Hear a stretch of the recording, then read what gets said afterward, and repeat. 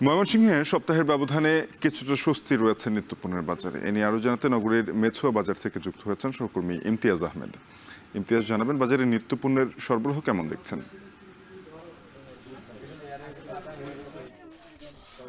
শাফিন, পুরো রমজান মাস জুড়ে আমরা যেটা দেখতে পেরেছি, ময়মনসিংহের বোতলজাত যে সয়াবিন তেল ছিল তার একটা তীব্র সংকট কিন্তু ছিল, কিন্তু ৫-৭ দিন যাবৎ কিন্তু সেই সংকটটা একেবারেই কেটে গেছে। এখন সরবরাহ বেড়েছে, ন্যায্য দামেই এগুলো কিনতে পারছেন ভোক্তারা। আবার খোলা সয়াবিন যে ছিল সেগুলোরও সরবরাহ বেড়েছে। আমরা দেখতে পাচ্ছি যে এখন কিন্তু পুরোদমে একেবারে ঈদের যে কেনাকাটা নিত্যপণ্য, সেই কেনাকাটাগুলো কিন্তু চলছে। আমরা বেশ কিছু নিত্যপণ্যের দরদাম যদি জানিয়ে দিতে চাই, আমরা প্রথমে দেখতে যে পোলাওয়ের চাল, আতপ চালগুলো রয়েছে, এটা ১০০ থেকে ১১০ টাকার মতো পাওয়া যাচ্ছে। মসুর ডাল যেটা মোটা সেটা ১১০ টাকা, এবং চিকন মসুর ডাল পাওয়া যাচ্ছে ১৩০ টাকা।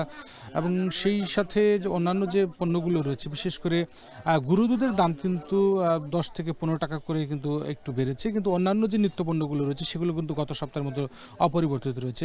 বিক্রেতারা বলছিলেন যে সেমাইয়ের দাম গত বছরের তুলনায় ৫-৭ টাকা করে বিভিন্ন আকার প্রকার মান কোম্পানি ভেদে কিন্তু বেড়েছে। তবে অন্যান্য যে দ্রব্যগুলো রয়েছে, চিনি, আপনার পাশাপাশি যে অন্যান্য যে পণ্যগুলো রয়েছে, বিশেষ করে কিশমিশ বা অন্যান্য যে পণ্যগুলো রয়েছে সেগুলোর দাম কিন্তু অপরিবর্তিত রয়েছে। আমরা যেটা আগেও বলছিলাম, বেশ কয়েকদিন ধরে খুব আলোচনায় ছিল যে এলাচের দামটা কিন্তু খুবই বেড়েছে, ৫ থেকে ৬০০ টাকা পর্যন্ত সপ্তাহে ব্যবধানে বেড়েছে। সর্বোচ্চ ৫২ থেকে ৫৬০০ টাকা পর্যন্ত এলাচের দাম রয়েছে। এবং সেই সাথে অন্যান্য যে পণ্যগুলো রয়েছে, বিশেষ করে যেটা আগেও বলছিলাম যে বোতলজাত সয়াবিন তেল, সেগুলোর সংকট কিন্তু এখন কেটে গেছে। দোকানগুলোতে পাওয়া যাচ্ছে বিভিন্ন কোম্পানি ব্র্যান্ডের যে সয়াবিন তেলগুলো রয়েছে সেগুলো তার সরবরাহ রয়েছে।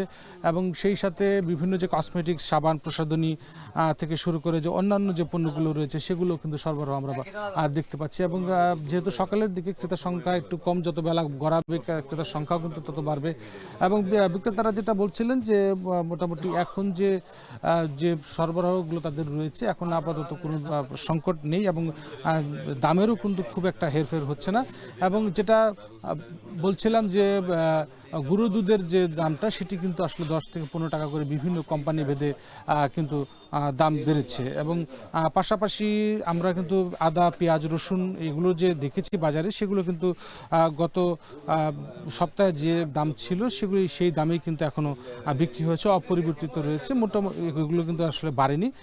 তবে এবার যেটা ক্রেতারা বলছেন যে রমজানে শুধুমাত্র আসলে বোতলজাত যে সয়াবিন তেল ছিল সেটি আসলে কিছুটা ভুগিয়েছে, কিন্তু অন্যান্য যে নিত্য পণ্যগুলো ছিল স্বাভাবিকভাবেই সেগুলোর দাম কিছুটা কম থাকায় কিছুটা স্বস্তিতে তারা এবার ঈদের বাজার করতে পারছেন। সব মিলিয়ে এই ছিল স্বাভাবিক ভবিষ্যৎ থেকে নিত্য পণ্যের দরদামের সর্বশেষ খবর আমার কাছে।